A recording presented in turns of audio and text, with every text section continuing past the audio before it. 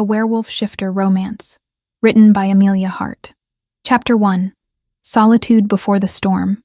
The threads of her life were woven in monotony, each strand identical to the one before, creating a tapestry of predictable days that blurred into seasons.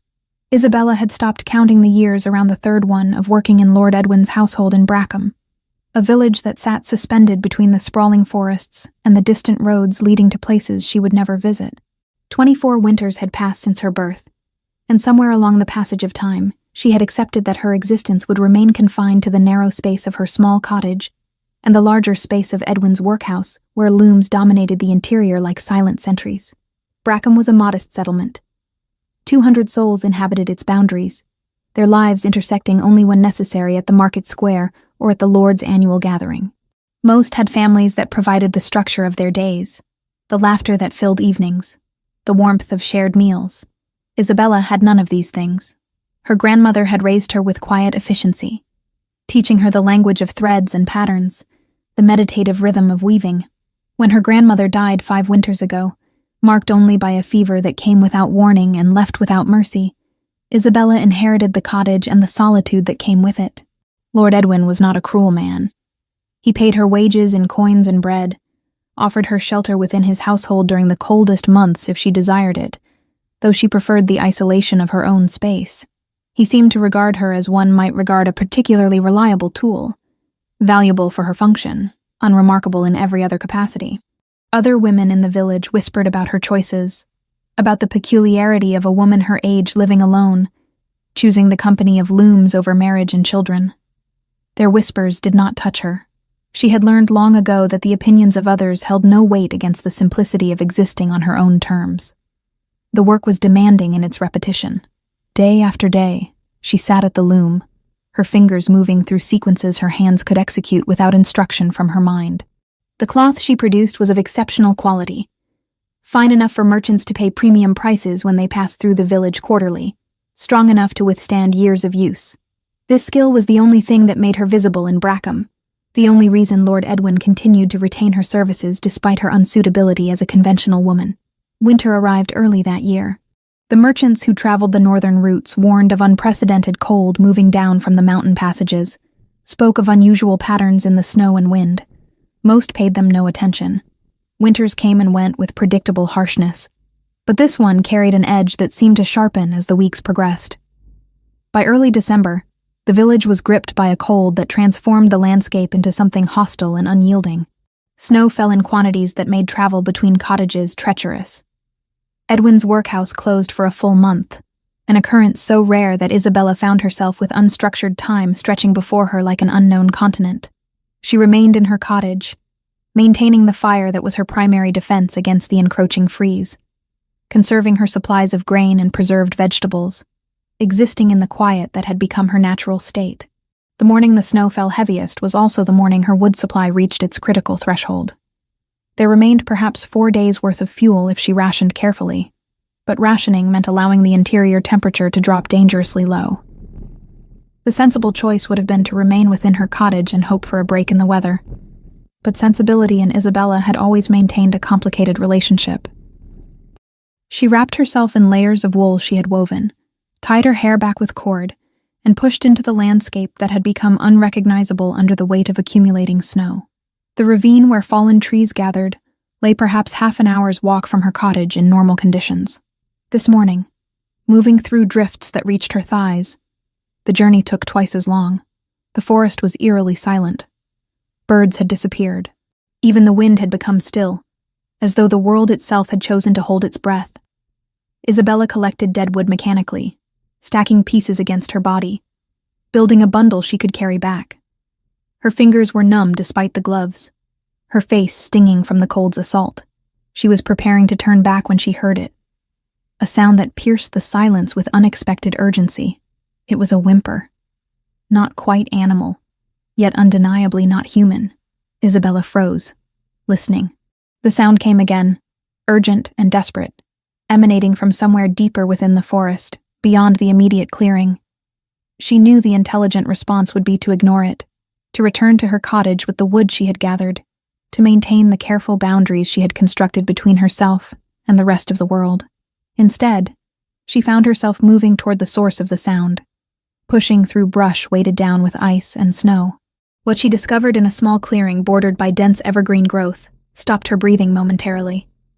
A wolf lay collapsed across the snow, its fur brilliant white-silver despite the coating of frost covering its body. For a moment, Isabella thought it was merely a wolf, one of the creatures that occasionally ventured from deeper wilderness into the peripheral territories. But as she stepped closer, she recognized details that contradicted this assumption. The animal's fur was too pristine despite its current condition, too well maintained. Its paws appeared small, the proportions suggesting youth rather than maturity.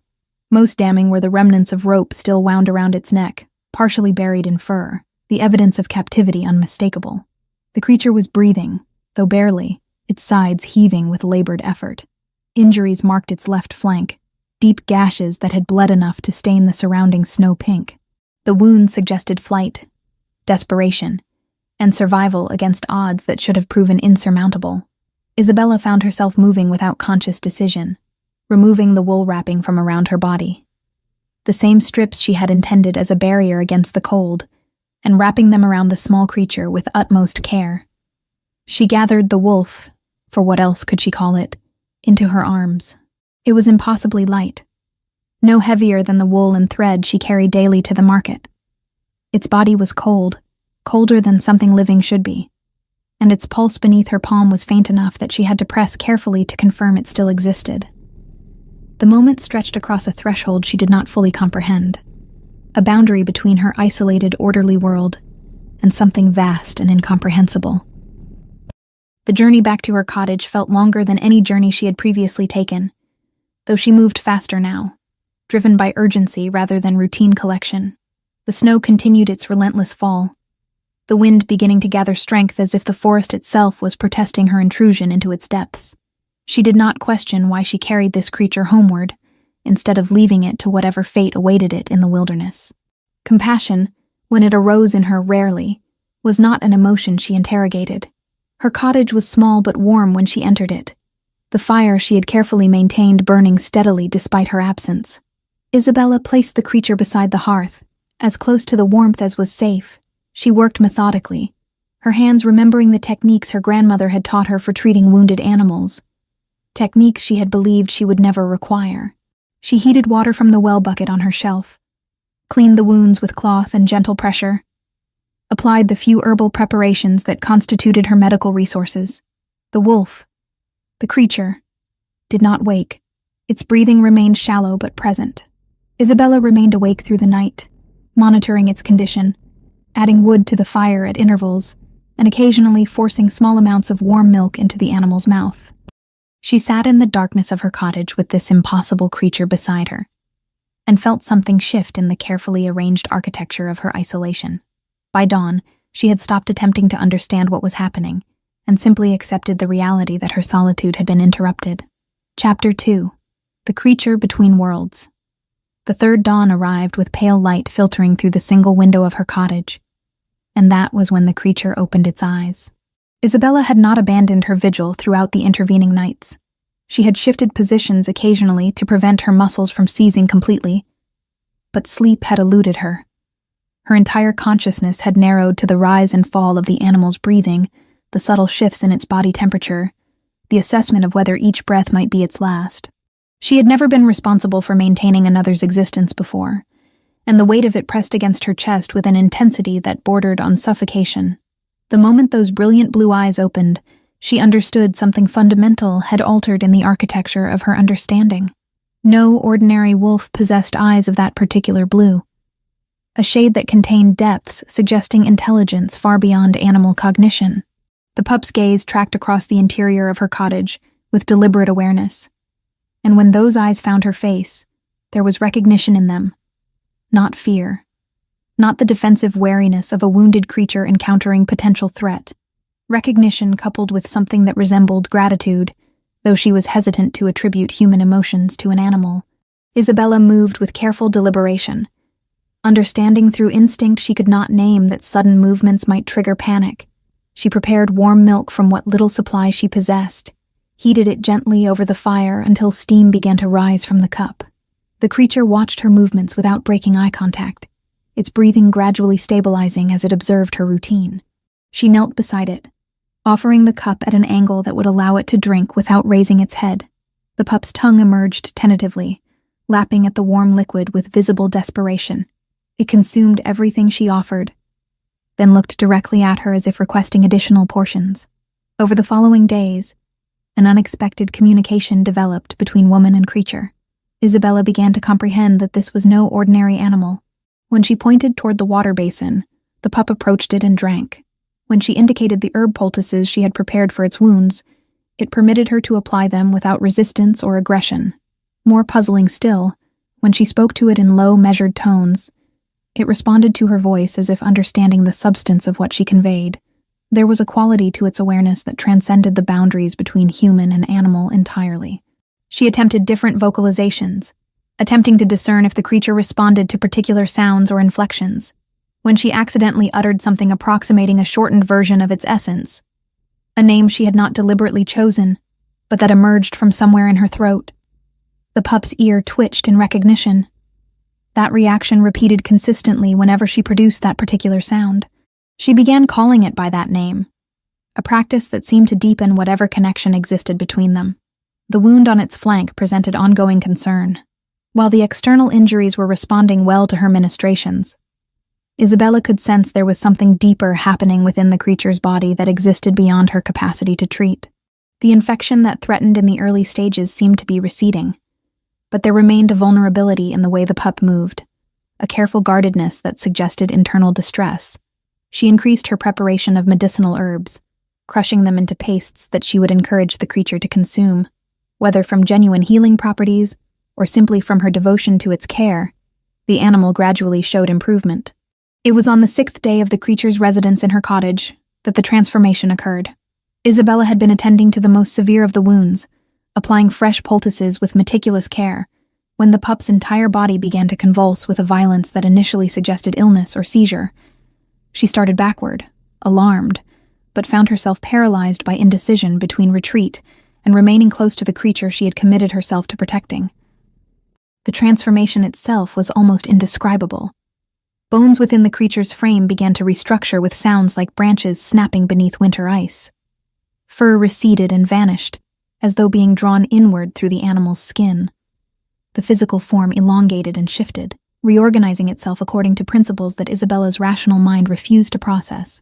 Within the span of mere seconds, the creature that had occupied the position near her hearth transformed into something entirely different, a small human child, appearing to be approximately 7 winters old, with pale skin suggesting prolonged deprivation of sunlight and hair, the color of winter frost. Isabella's scream emerged before conscious thought could prevent it. She stumbled backward until her spine met the wall of her cottage, her breath coming in rapid, shallow gasps that bordered on hyperventilation. Her mind fractured across multiple simultaneous compressions of reality. The creature was not an animal. The creature had never been an animal.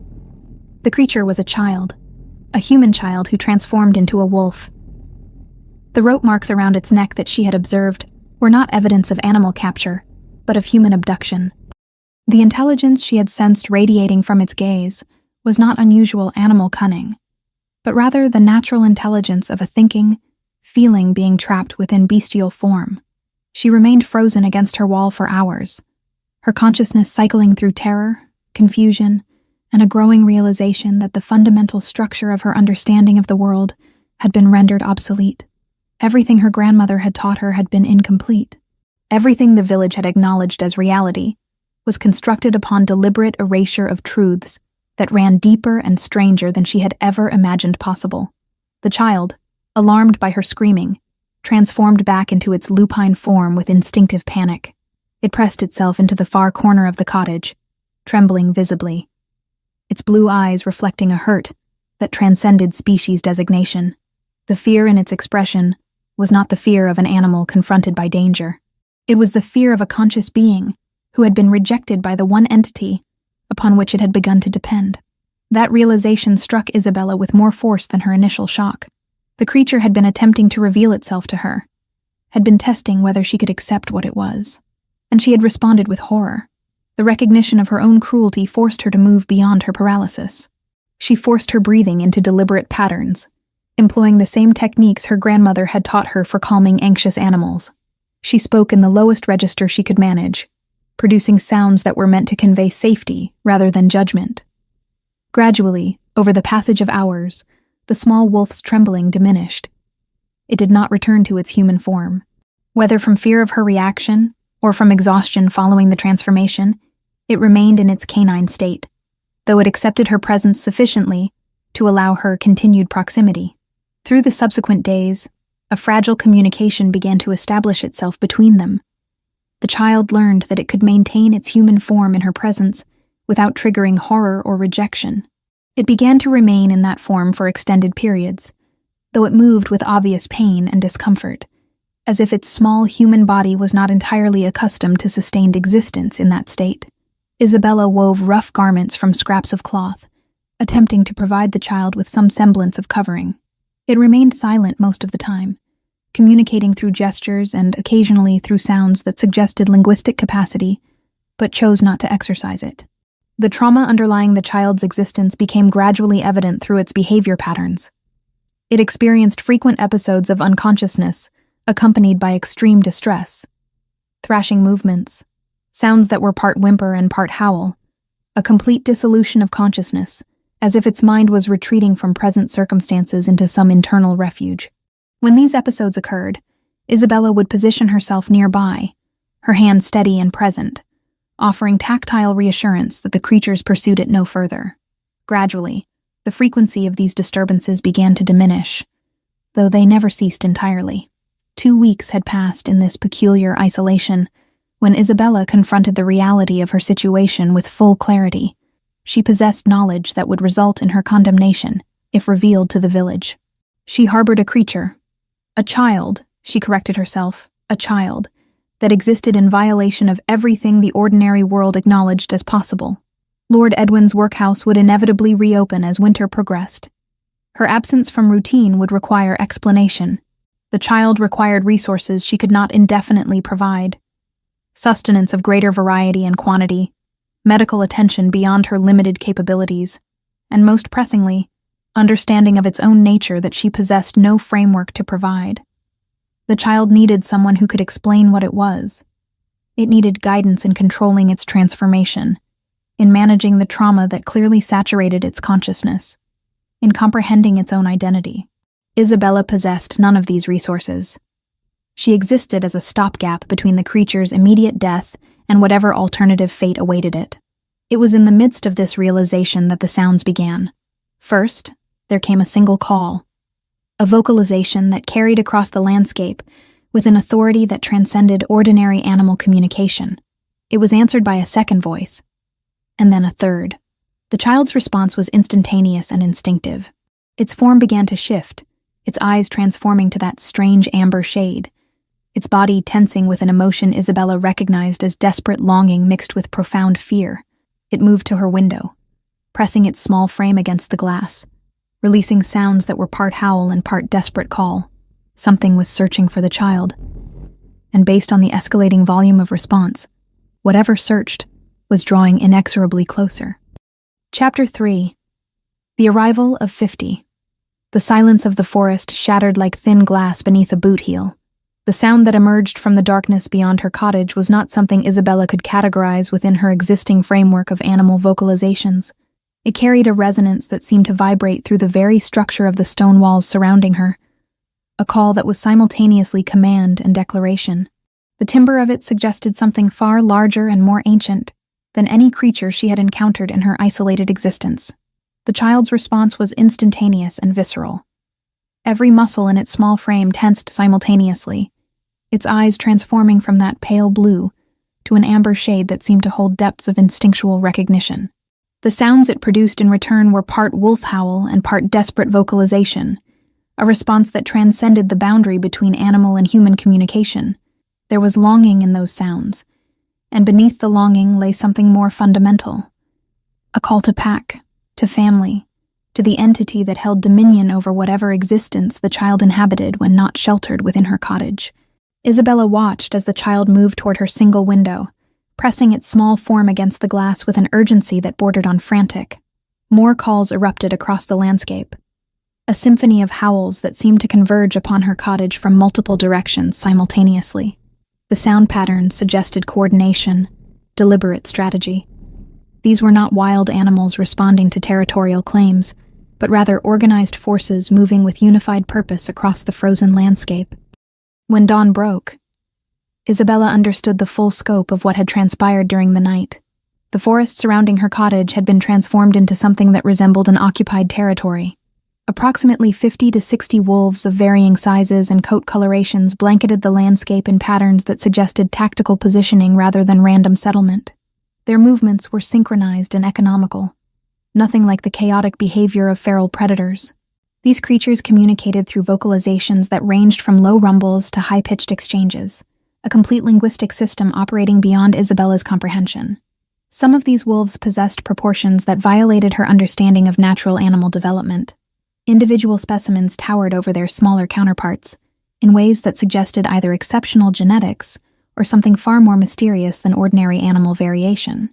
Scars marked many of them, visible evidence of previous conflicts, wounds that had healed into patterns suggesting experience and survival through significant adversity. These were not creatures of the wilderness encountering humans for the first time. These were entities that had participated in the complex structures of dominance and hierarchy across multiple confrontations. The first wolf approached her cottage door with a deliberation that suggested intelligence directing every movement. Isabella pressed herself away from the threshold, her breath catching in her throat as she recognized the reality of her situation. The child, sensing the presence outside, transformed without hesitation into its lupine form.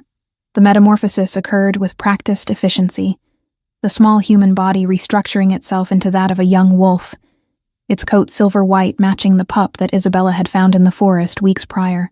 The child positioned itself between Isabella and the approaching predator, releasing vocalizations that were part greeting and part declaration of territorial claim.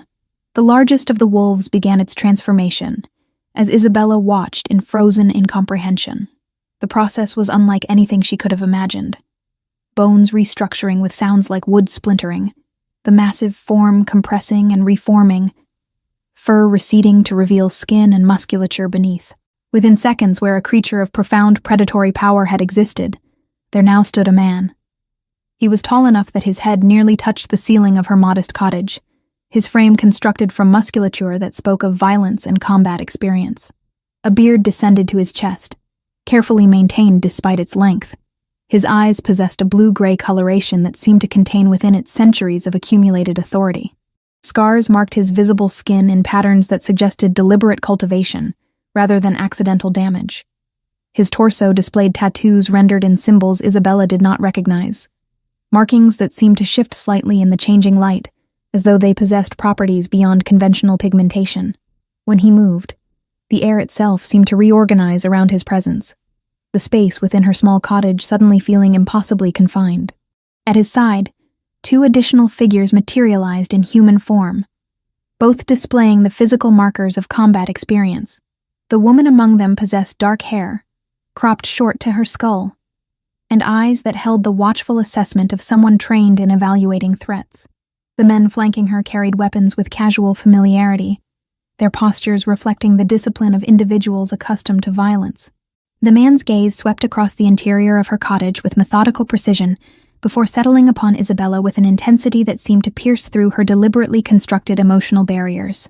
In that moment of assessment, she recognized something fundamental had shifted in the architecture of her circumstances. His expression was not hostile, but it contained within it an authority that transcended human hierarchy and social convention. When he directed vocalizations toward the child wolf, the sounds were not words, as she understood them, but they carried the unmistakable weight of command. The child wolf moved with instantaneous obedience toward the tall man. But before the gap between them could close completely, the pup pivoted sharply and pressed itself against Isabella's legs. The gesture was unambiguous, a statement of loyalty and protection directed toward her, rather than toward the figure who clearly held dominant position in whatever social structure governed these creatures. The tall man's expression shifted subtly. His eyes narrowed in observation, and for a moment, Isabella detected something approaching surprise crossing his features. Whatever response he had anticipated from the child did not align with what was occurring before him. His inner wolf, that inner creature that shifter culture seemed to recognize as a separate entity, did not respond with the aggression that might logically follow from discovering one's offspring bonded to a human woman of unknown status. Instead, his posture altered into something approximating acceptance, though the emotional undertones remained opaque to her human perception. He extended a hand toward the child with movements that suggested deliberately reduced threat presentation. The pup wolf shifted toward him incrementally, caught between conflicting loyalties. Isabella recognized the moment of decision crystallizing in the child's consciousness, a choice between the familiar safety of her cottage and the pull of biological connection toward this figure who carried within his bearing the authority of dominance she could sense but not fully comprehend. The child approached the tall man, who knelt to reduce the height differential. They remained in that position for extended moments, the man's hand resting upon the child's head with a gentleness that contrasted sharply with his intimidating appearance. When he finally rose, his attention turned fully toward Isabella. The assessment in his gaze was thorough and deliberate, moving across her frame with the precision of someone evaluating resources or potential threat. Whatever he concluded from that examination resulted in a subtle modification of his posture, a barely perceptible shift, suggesting reassessment of initial calculations. The woman at his side produced vocalizations that Isabella recognized as language, despite her inability to comprehend the specific meanings. The man responded with confirmation, then gestured toward Isabella with movements that suggested directive rather than request. The intention became clear when the woman began moving toward her, with purposeful intent. Isabella found herself being escorted from her cottage, her protests emerging as ineffectual sounds in the face of circumstances that had spiraled completely beyond her capacity to influence or control. The child remained at the tall man's side, occasionally glancing backward toward Isabella, but offering no resistance to the separation occurring between them. The woman maintained contact with Isabella's arm as they moved through the forest, the journey extending across distances that felt increasingly vast and alien. Through gaps in the tree coverage, Isabella observed the assembled wolves moving in coordinated patterns around them, a protective perimeter that suggested calculated security protocols rather than random movement. The structure that emerged from the forest after what felt like hours of travel was nothing she could have conceived from her position of isolated ignorance. A fortress of stone and defensive architecture rose before her, medieval in its construction, but bearing qualities of permanence and power that suggested generations of strategic development. Towers extended upward toward the sky, their positions calculated for optimal surveillance of surrounding territories. Walls fortified with construction techniques that indicated both experience and resources, far exceeding anything Lord Edwin could command. Within those walls existed not merely accommodation, but an entire civilization operating according to principles and hierarchies that existed completely beyond the parameters of the village society she had inhabited. The tall man walked ahead of her toward the interior structures, the child still positioned at his side, and Isabella recognized with crystalline clarity that everything about her previous existence had been rendered obsolete in a single night of transformation and discovery. Chapter 4. The Negotiation and the Choice. The fortress interior was nothing like Isabella had imagined during her sheltered years in Brackham. Stone corridors extended in directions that seemed to defy logical architectural progression, their surfaces marked with age and deliberate ornamentation. Tapestries depicting scenes she could not fully interpret hung along the walls, their colors faded, but their subject matter suggesting histories spanning generations.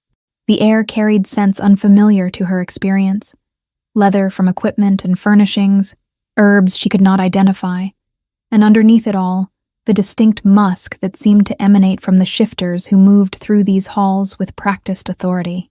The tall man, whose name she had not yet been provided, moved through the fortress corridors with the certainty of absolute dominion.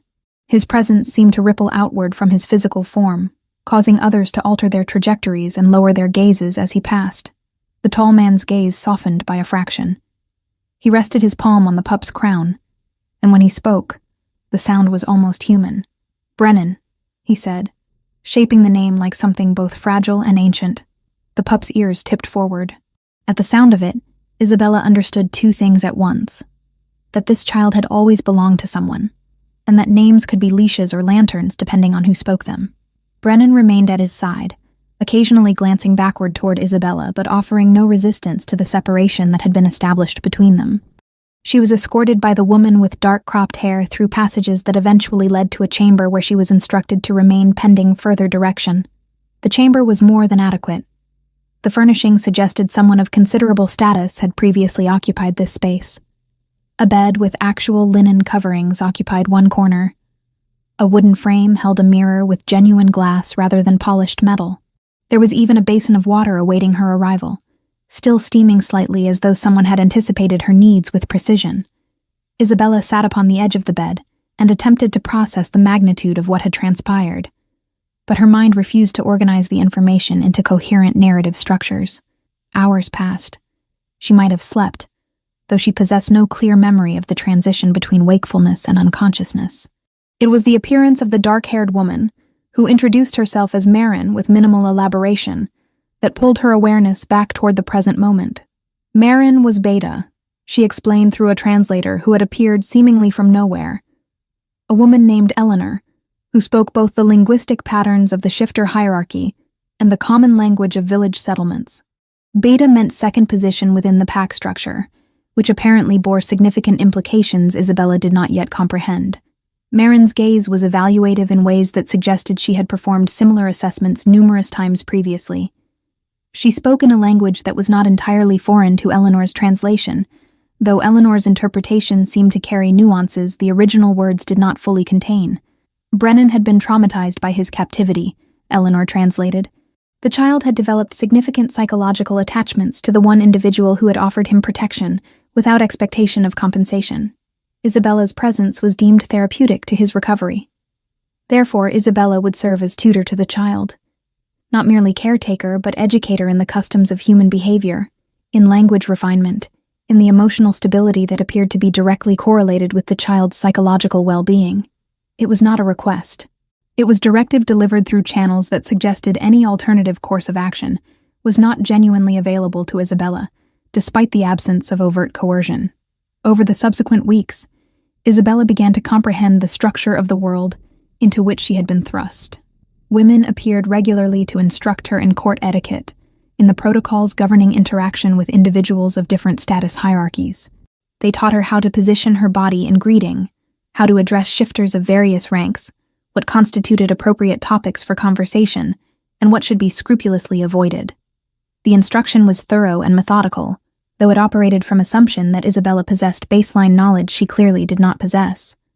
The lessons frequently generated tension when Isabella chose to question, rather than simply absorb the information being presented. When an instructor explained that women should always defer to the opinions of alpha-ranked males, Isabella asked why this was necessary, rather than simply accepting the pronouncement. When taught that certain topics were considered inappropriate for female discussion, she questioned the reasoning underlying such restrictions. Her instructors appeared perpetually shocked by her inquiries, as though her role was to receive information rather than engage critically with its underlying logic. After approximately 3 weeks of intensive instruction, Isabella found herself increasingly restless within the confines of the chamber that had been assigned to her accommodation. She understood, through accumulated observation, that the fortress contained spaces beyond her designated quarters. There were gardens. She had observed through windows, areas that suggested expansive territories she had not yet encountered. On a morning when her instructors had not arrived for their scheduled session, she made the deliberate choice to explore. She encountered resistance at one of the fortress gates. 2 guards whose status she had not yet learned to accurately assess positioned themselves between her and the exterior spaces beyond the barrier. They did not speak to her, but their body language conveyed unmistakable directive that she was not permitted to proceed. Isabella recognized the gesture toward captivity that existed beneath the superficial courtesy. She was not imprisoned in the traditional sense. No visible restraints bound her movement. But her freedom was circumscribed by forces that were not formally articulated, but were nonetheless absolute. The knowledge that she was contained, regardless of the absence of visible chains, generated a fury that she had not permitted herself to fully experience since arriving at the fortress. She was considering her options when a presence emerged from the stone archway behind her. The tall man appeared with movements that suggested he had been aware of her location before she had become conscious of his approach. He assessed the situation with a glance that seemed to contain comprehensive understanding of both her attempted transgression and the guard's appropriate response. He directed his attention toward the guards, with vocalizations that resulted in their immediate removal from the gateway entrance. Then he gestured toward Isabella, with movements that suggested she should accompany him. They walked through the fortress corridors in silence, the absence of conversation creating tension that Isabella felt accumulating between them. He led her toward the outer perimeter of the fortress until they reached a gate significantly more substantial than the one where she had encountered resistance. The landscape beyond stretched vast and seemingly unrestricted. Mountains rose in the distance. Forests extended across territories that suggested vast territorial holdings. The morning light illuminated everything with crystalline clarity that made the reality of her situation visceral and unavoidable. He positioned himself beside her at the threshold and allowed her to observe the territory without interruption. Then he turned to face her directly, and his posture conveyed something that was not hostility, but rather grave deliberation.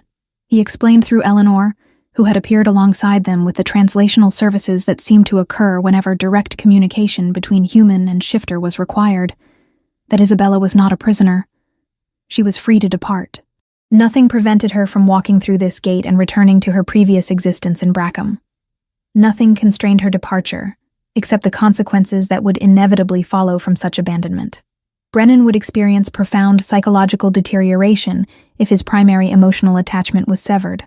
The child had developed pathological reliance upon her presence. Removal of that presence would likely result in trauma from which recovery might require years or might never fully occur. Furthermore, Lord Edwin had been informed of her presence and had negotiated her formal release from any prior obligations. There was no refuge awaiting her return to the village. She would be a woman adrift, without legitimate purpose or social positioning. However, none of this negated her fundamental right to choose her own trajectory. The decision regarding her continued presence was entirely hers. If she wished to depart, he would escort her personally to the fortress edge and ensure her safety for the journey ahead. If she wished to remain, she would do so as participant in circumstances she had consciously accepted rather than as individual constrained against her will. Isabella stood at the threshold of the gate and comprehended that she was being offered a choice that was genuinely available to her, in ways that most choices in her previous existence had never been. She could reclaim her solitude. She could return to her loom and her isolation. She could resume the existence she had inhabited before the creature appeared in the forest on that snow-covered morning. Or she could choose to remain in this fortress with this tall man whose motivations she did not comprehend, and this child to whom she had become irreplaceably bonded. She could accept circumstances that had been imposed upon her through forces beyond her control, and transform them into deliberate commitment through the exercise of her own autonomous will. The distinction seemed crucial, though she could not fully articulate why. She turned to face him directly, and conveyed through Eleanor the substance of her decision. She would remain. Not because she was coerced into compliance, but because Brennan required her continued presence, and because she had developed commitment to this child's well-being that superseded her previous attachment to solitude. She was choosing to stay, with full comprehension of what her choice entailed, placing her own preferences into subordinate position relative to the needs of another person. His expression shifted subtly, and there was something in his gaze that suggested her response had altered some calculation he had been conducting. He placed his hand upon her shoulder momentarily, the contact conveying something that might have been approval or might have been something far more complex that she lacked the framework to interpret. Then he turned, and she followed him back through the fortress gates, toward the interior spaces that were becoming increasingly familiar as the days accumulated into weeks. Chapter 5. The Reckoning and Confessions. 3 months had accumulated into patterns that seemed almost natural despite their fundamental strangeness. Isabella's daily existence had developed rhythms that integrated her presence into the fortress structure in ways she could not have anticipated during those initial disorienting weeks. She instructed Brennan in languages, in basic literacy, through the scratching of symbols upon parchment, in the stories that her grandmother had transmitted to her across generations of oral tradition. The child responded to her teaching with enthusiasm that suggested he was absorbing not merely the content of her instruction, but also deriving comfort from the sustained attention and presence she provided. It was during a morning when Eleanor arrived at her quarters with an expression that conveyed significantly more tension than usual, that the fragile equilibrium Isabella had constructed began to fracture. The translator conveyed information through measured vocalizations that suggested the communication itself was complicated by emotional undercurrents. A man had been captured, the individual responsible for Brennan's sequestration, for the ropes that had marked the child's neck, for the trauma that still manifested in the boy's nightmares. His name was Victor, and he had been apprehended attempting to sell information regarding the fortress security to entities hostile to Corvin's authority. There would be an assembly. All members of authority within the fortress hierarchy would gather in the Great Hall. Victor would be presented, judged according to protocols that governed justice within shifter society, and whatever consequences were deemed appropriate would be implemented. Isabella was not required to attend, Eleanor conveyed with deliberate emphasis. In fact, it was considered inappropriate for individuals of Isabella's status to witness formal proceedings of this magnitude. But Brennan had expressed desire to attend. The child needed to confront the entity that had caused him such profound suffering, and Brennan's psychological stability had become sufficiently linked to Isabella's presence that his anxiety levels spiked precipitously whenever she was absent from his immediate vicinity. Therefore, the unusual decision had been made.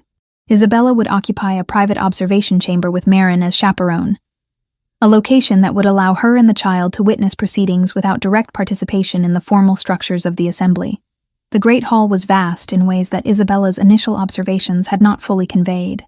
Stone columns extended upward toward a ceiling so distant it seemed to dissolve into shadow. The assembled shifters numbered in the hundreds. Alphas of various packs occupied tiered seating that suggested hierarchy and rank distinction.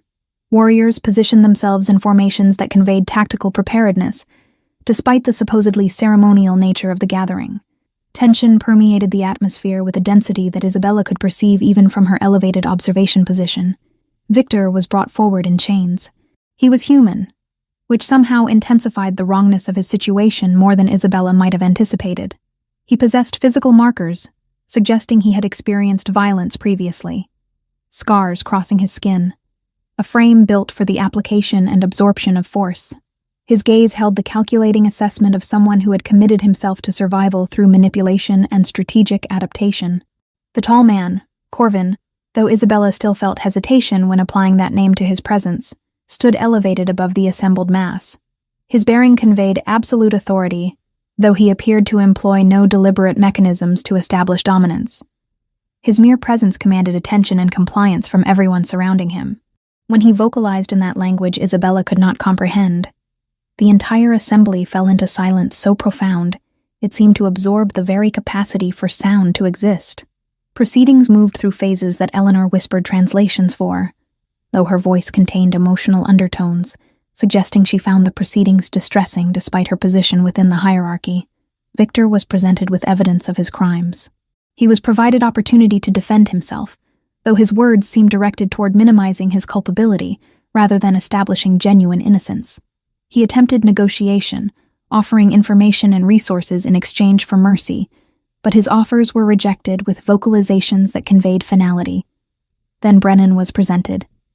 The child was small in that vast space, his form appearing diminished by the architectural scale and the mass of predatory shifters surrounding them. But when Corvin gestured the child forward, Brennan approached with courage that generated something approaching admiration in Isabella's chest. The boy positioned himself at a vantage point, where his gaze could meet Victor's directly, and the moment of recognition that passed between them seemed to contain years of trauma, compressed into singular instants of profound clarity. What followed was execution rather than prolonged suffering, but it was execution that was absolute and final. Isabella found her gaze shifting away, her stomach convulsing with responses that were partially physiological and partially emotional. Marin placed a steadying hand upon her shoulder, but offered no other commentary. Brennan remained present for the entirety of the proceedings, his small form rigid with emotion that Isabella could not fully categorize. The aftermath was more damaging than Isabella would have anticipated. That evening, when she attempted to settle Brennan for sleep, the child descended into panic that was far more severe than any episode she had previously witnessed. His small body became rigid, then began to shake with violence that seemed as though it might tear apart his physical form. His vocalizations were wordless, expressions of anguish that contained no linguistic structure, merely raw emotional devastation manifested through sound. She held him through the night, her hands steady upon his shaking form, her voice producing the lowest frequencies she could generate to communicate safety and protection. By dawn, he had exhausted himself into unconsciousness. But she remained vigilant against the possibility of his nightmares manifesting violently during his sleep state. For the following weeks, Brennan's separation anxiety intensified dramatically. When Isabella attempted to leave his presence, even for brief intervals, he descended into psychological deterioration that was painful to witness. His transformations became unstable. His appetite diminished. The progress he had made toward emotional recovery seemed to fracture under the weight of having witnessed his abuser's death. Isabella found herself functionally confined. She could not depart from Brennan's vicinity without triggering episodes that required hours of careful emotional management to resolve. Her frustration accumulated into something approaching fury that she had not permitted herself to fully experience since her initial arrival at the fortress. She had made her choice to remain, she reminded herself. She had accepted this confinement willingly. Yet the reality of her situation, the absolute constraint upon her personal autonomy, generated rage that threatened to consume her. On a night when Brennan had finally achieved sleep after hours of distressed vocalizations, Isabella made the deliberate choice to confront Corvin directly. She navigated the fortress corridors with determination that superseded her uncertainty regarding their destination, following instinct and architectural patterns until she arrived at chambers that bore the unmistakable markers of being inhabited by an individual of considerable authority. He was present, as though he had anticipated her arrival. He was in a partial state of transformation, his upper frame retaining human characteristics, while his lower body maintained lupine qualities. The sight should have generated fear, but Isabella's fury had superseded such reasonable responses.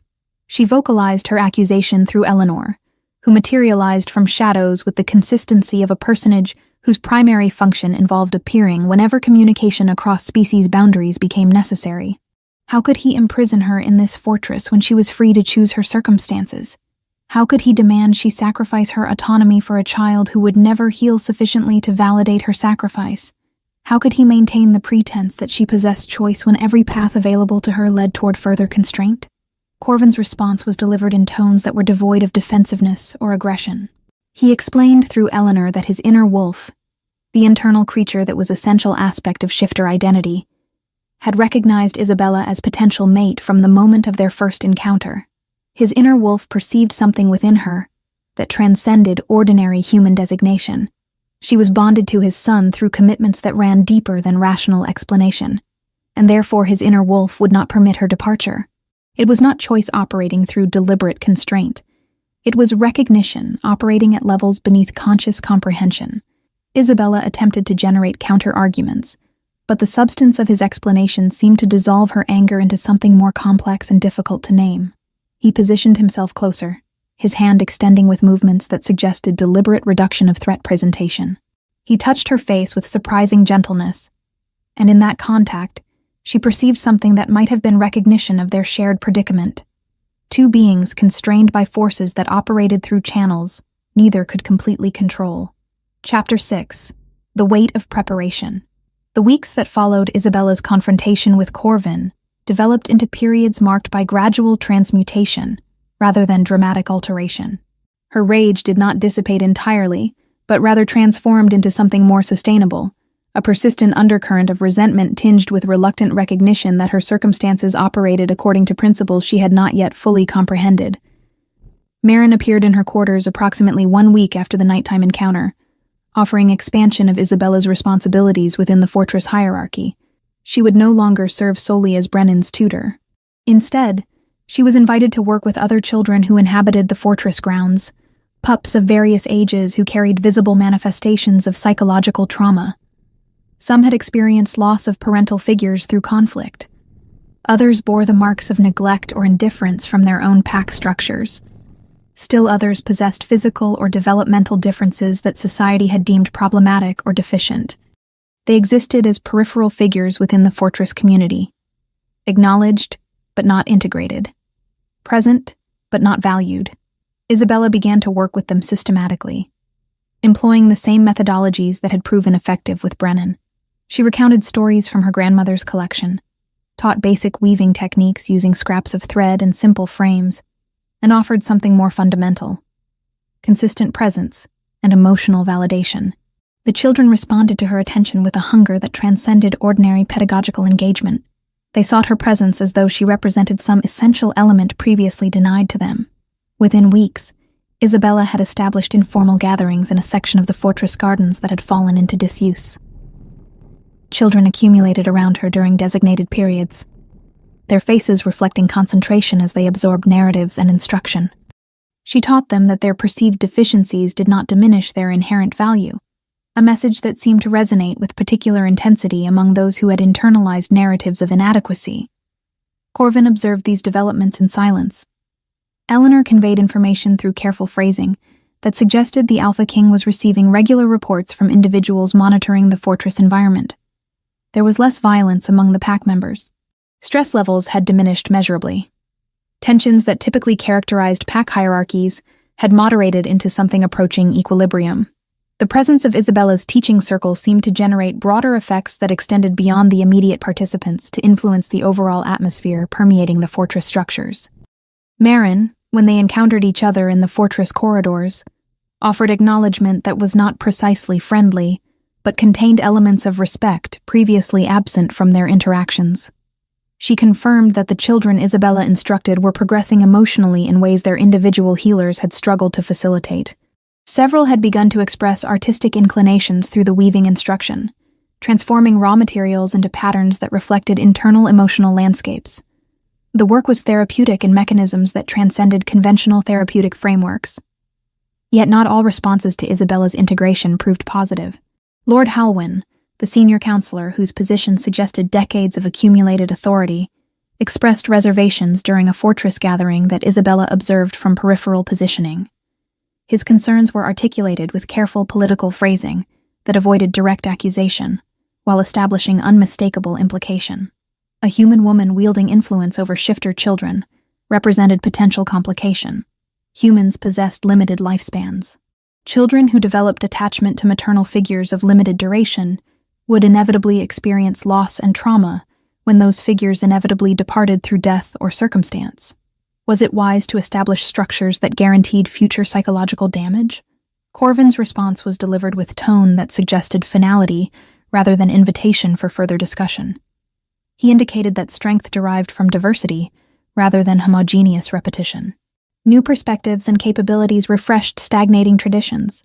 Any counselor who questioned this principle was welcome to step aside from their advisory position. Halwyn accepted the reprimand with visible reluctance, retreating into silence but not conceding genuine agreement. The political landscape shifted dramatically when diplomatic initiatives collapsed. Garrett, the Alpha rival who had orchestrated Brennan's sequestration, rejected overtures toward negotiation and reconciliation. He offered compensation for the lost mercenaries, but denied direct involvement in the kidnapping, constructing narrative that Victor had acted independently of his authority or direction. Corvin rejected this account, but without clear evidence linking Garrett directly to the conspiracy, the formal protocols governing Alpha conflict precluded immediate military response. Then Garrett committed an act so transparently provocative that it eliminated any pretense toward diplomatic resolution. A raiding force under his command attacked a peripheral village that existed within territories under Corvin's implicit protection. 8 human inhabitants were killed, along with 2 younger shifters who were visiting the settlement. The assault was neither sophisticated nor militarily necessary. It was pure declaration of hostility, a deliberate violation of the territorial understanding that governed relations between established packs. Corvin responded with announcement of intention to deploy military force, not through dramatic proclamation, but through communicated fact. Warriors would assemble, deployment would occur. Garrett's forces would be confronted with intention of neutralizing the threat they represented.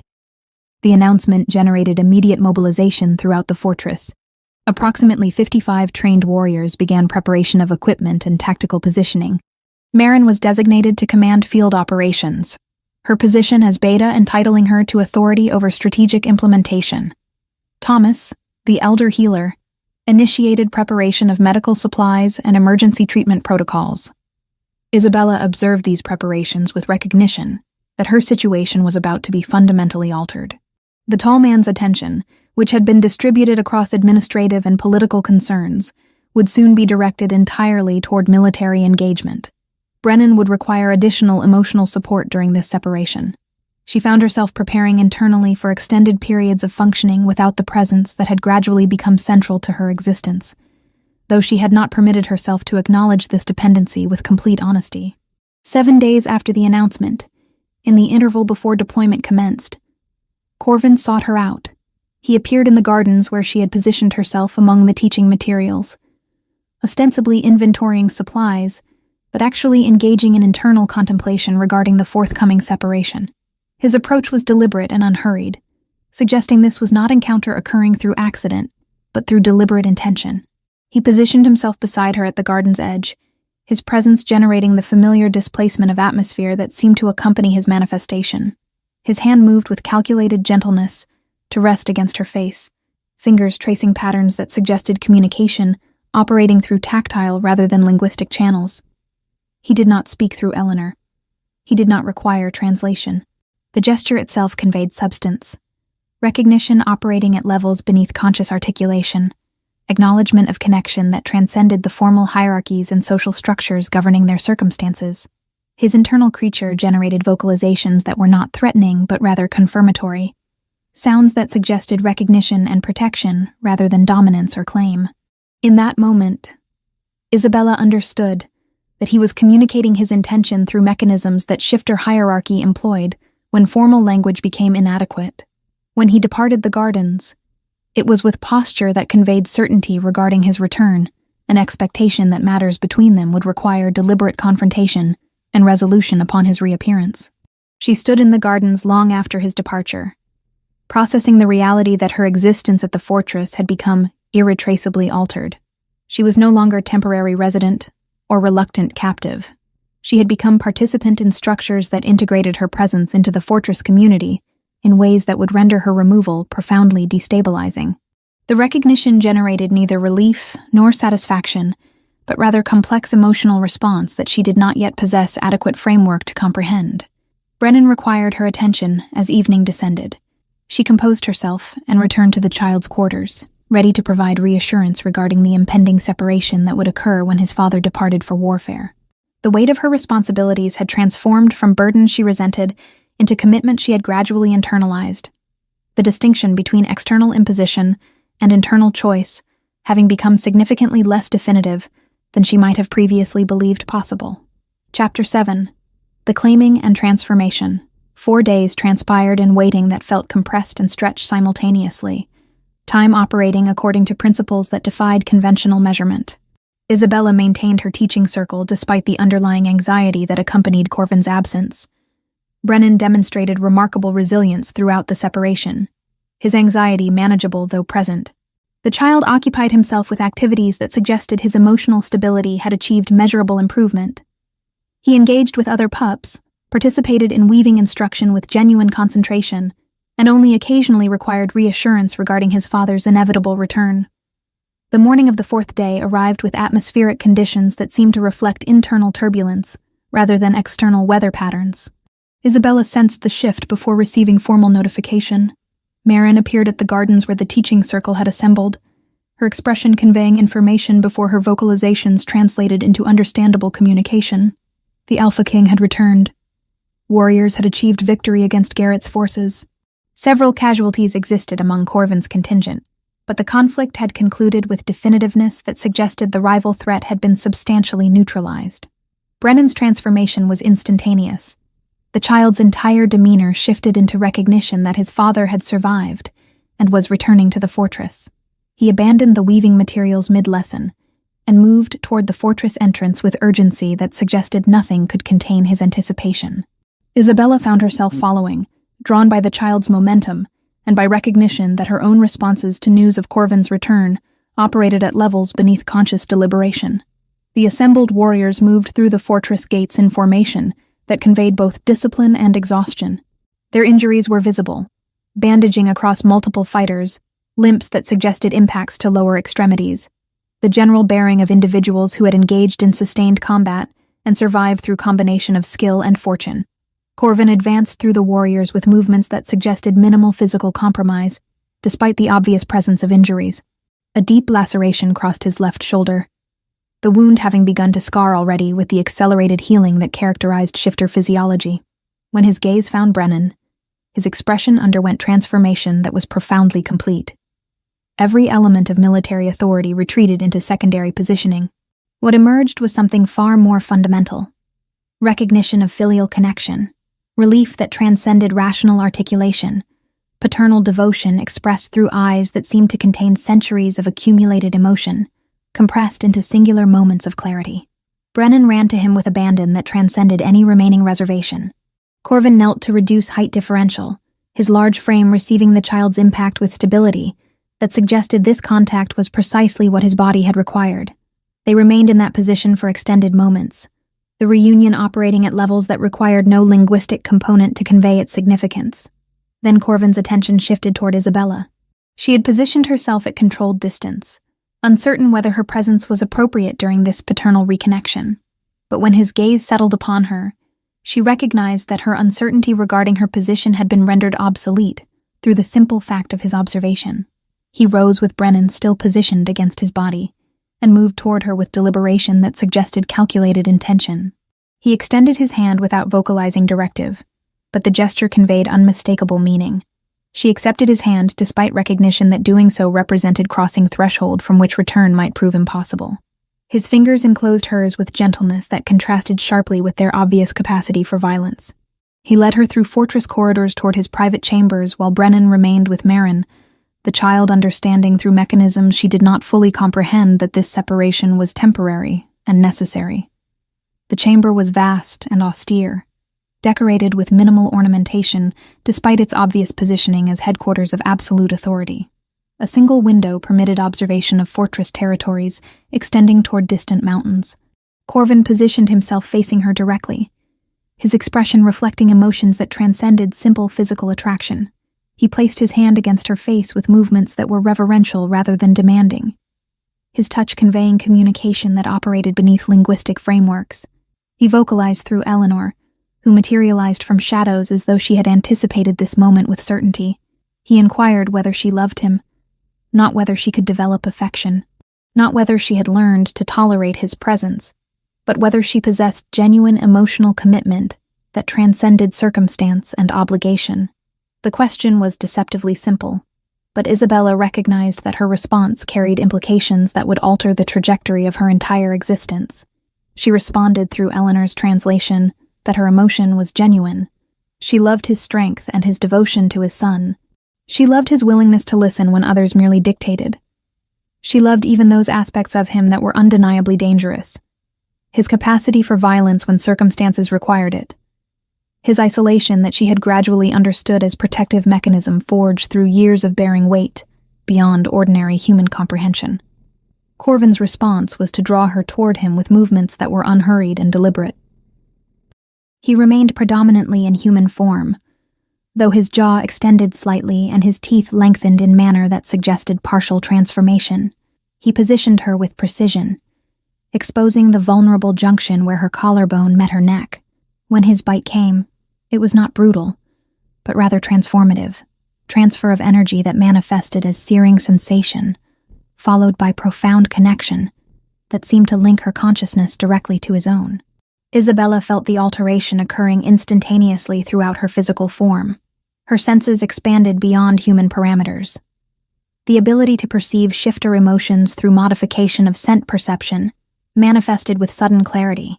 She could detect Corvin's profound emotion, his fear during the war that she might disappear during his absence, his relief that she remained, his commitment to her integration into his existence as equal rather than subordinate.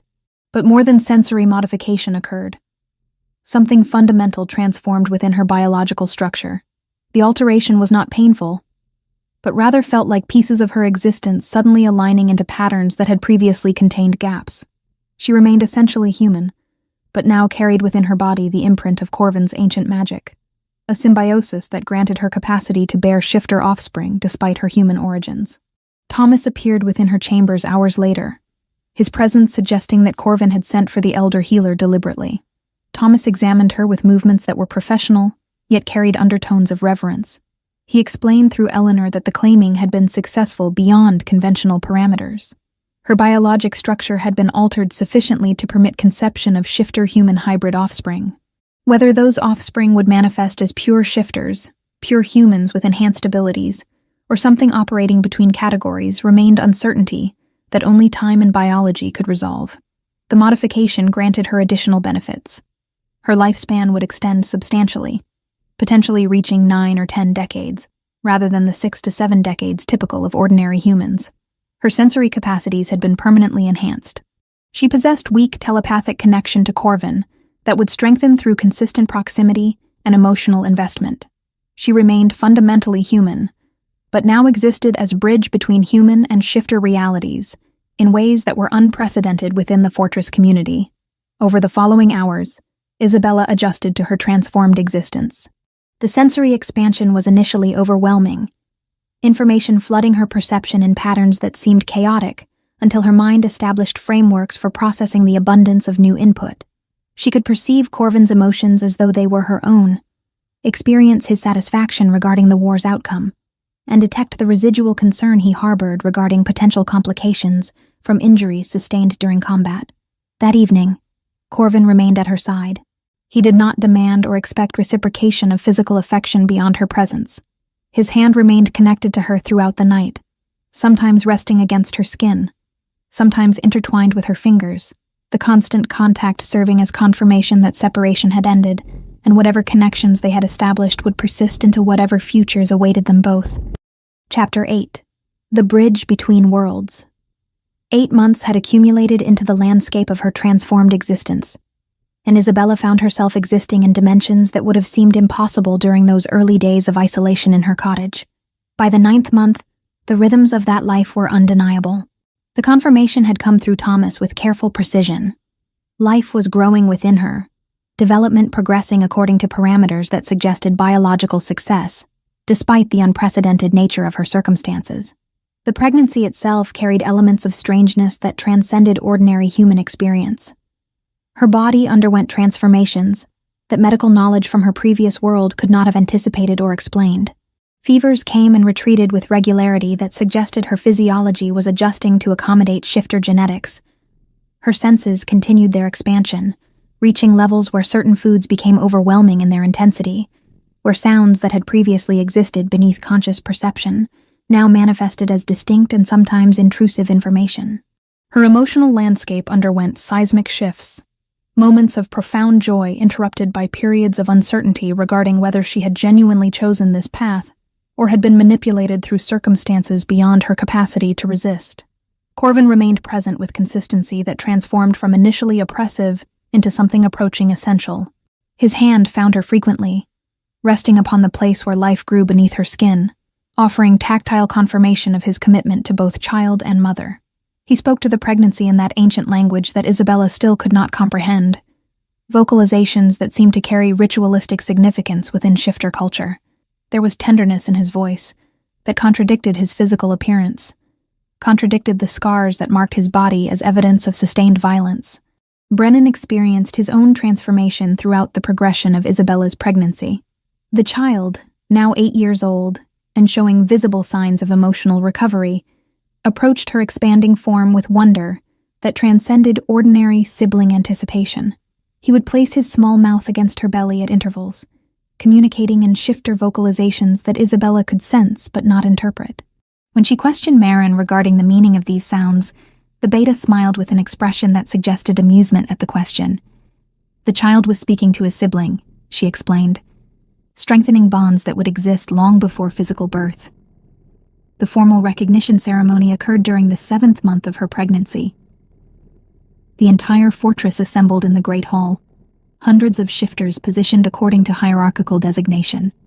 Lords and alphas occupied elevated positions, warriors formed structural frameworks, servants and support personnel occupied peripheral spaces.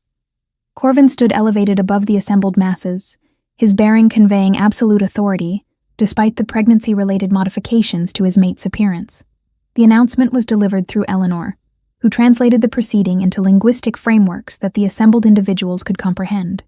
Isabella was recognized formally as Queen Consort, Queen Companion, a title that had no precedent within recorded shifter history.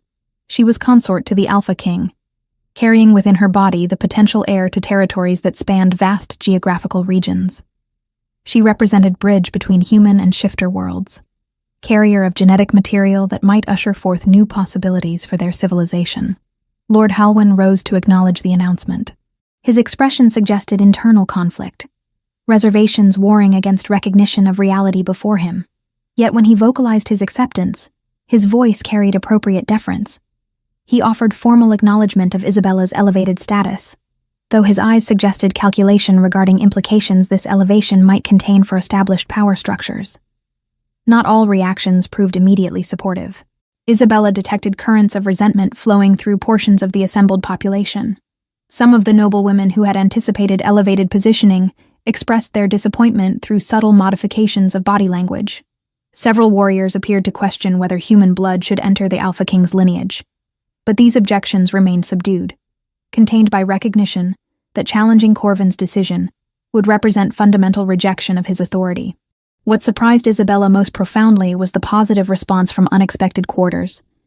The children she had instructed in her teaching circle moved through the fortress expressing genuine celebration of her recognition. The healers and support staff seemed to embrace her elevated status with something approaching affection. Even some of the more conservative pack members appeared to recognize that her presence had genuinely improved fortress dynamics in ways that transcended sentiment or personal preference. The school was formalized during this same ceremonial period. Isabella had established it informally through gradual accumulation of children needing emotional support and educational instruction. Now it was recognized as legitimate institution, the first of its kind within Alpha King territories, dedicated specifically to rehabilitation and education of traumatized pups. She recruited other women shifters to serve as instructors, individuals who possessed their own histories of survival and recovery. Together, they created structure that offered not merely academic instruction, but emotional validation and psychological healing. Thomas provided regular assessments of her pregnancy's progression. The child developing within her manifested characteristics suggesting potential for complete shifter transformation, capacity to inhabit both lupine and human forms with equal facility. But this remained uncertain until birth itself. Hybrid development operated according to principles that biology had not yet fully revealed. The child might emerge as pure human with enhanced shifter abilities. The child might possess capacity to shift between forms. The child might display characteristics that existed entirely beyond conventional categorization. Possibility remained open, potential unresolved. Isabella faced genuine emotional turmoil regarding her pregnancy. Marin addressed this during private conversation that occurred in the fortress gardens, where Isabella had positioned herself during a moment of overwhelming anxiety. The beta offered perspective, grounded in her own experience of transformation and acceptance. Marin had been soldier in wars that had tested her capacity for violence and survival. She had learned that true autonomy did not exist as absence of constraint, but rather as conscious choice made, despite acknowledging consequences of those choices. Isabella had chosen repeatedly to remain, Marin pointed out.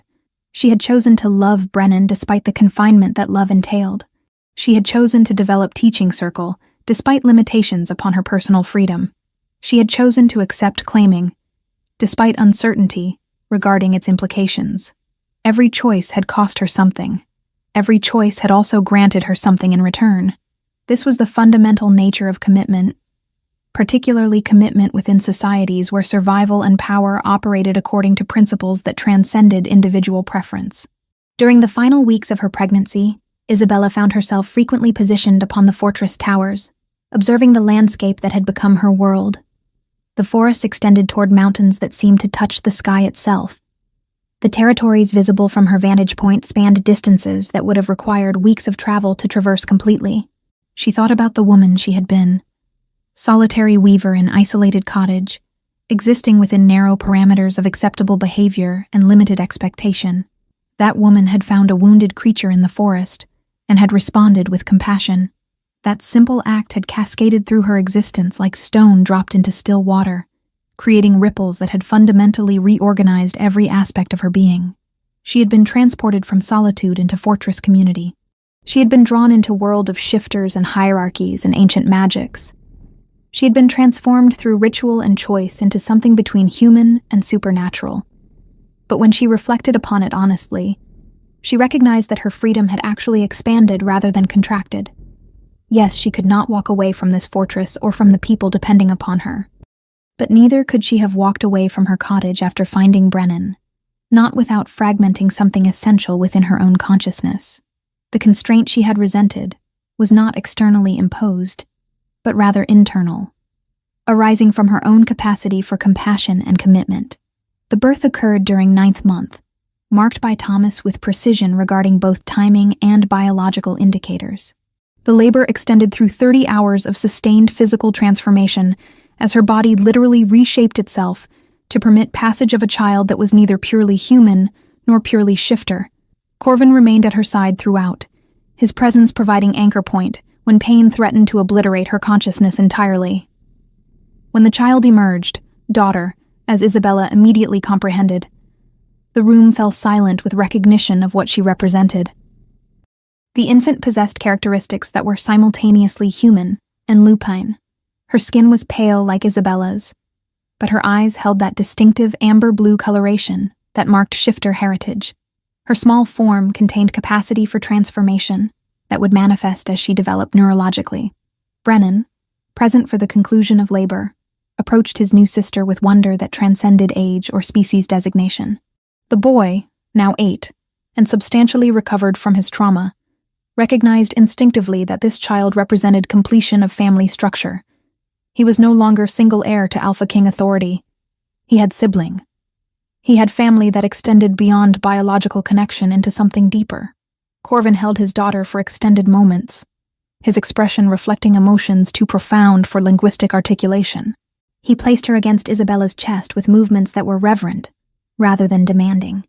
In that gesture, Isabella recognized acknowledgement of what she had done. Not merely birthed child, but had become genuine bridge between two worlds. The recognition ceremony for their daughter occurred during the week following her birth. The entire fortress assembled to witness formal acknowledgement of Princess who was first of her kind, genuine hybrid possessing complete capacity for both human and shifter existence. Her name was chosen through consultative process that involved both Corvin and Isabella. They settled upon Neve, a name that carried meaning in both shifter language and human dialect. Over the following weeks, Isabella settled into existence that was fundamentally different from anything she could have anticipated. She was simultaneously woman, queen, mother, and healer. She maintained her teaching circle. She nurtured her daughter. She shared chambers with Corvin. And through their connection, she experienced dimensions of consciousness that transcended conventional human limitation. Lord Edwin visited the fortress during the celebration, following Neve's presentation to the formal court. The man who had employed her as simple weaver stood before her as queen companion and expressed genuine admiration for her transformation. He brought gifts for his former employee, fine threads and silk fabrics, materials for her continued weaving. But more importantly, he brought recognition that her choice to remain at the fortress had permitted her to become something infinitely greater than she could have achieved remaining in Brackham. As Isabella stood in the fortress gardens holding her daughter, watching Brennan play with other children she had instructed, she understood the fundamental truth of her journey. She had not been captured. She had not been imprisoned by forces beyond her control. She had been called forward into larger existence by act of compassion toward wounded creatures she encountered in snow. Every subsequent event had represented choices she had made consciously, accepting their consequences and their gifts. She was not human any longer, not completely. She was not shifter either. She was bridge, woman who moved between worlds, carrying within her the capacity to translate between differing existences. Her daughter would inherit this capacity. Her son, the child who had started this journey, had recovered his capacity for joy and connection. Her companion, the tall man who ruled territories vast beyond comprehension, had learned that strength could encompass vulnerability, that power could coexist with genuine partnership.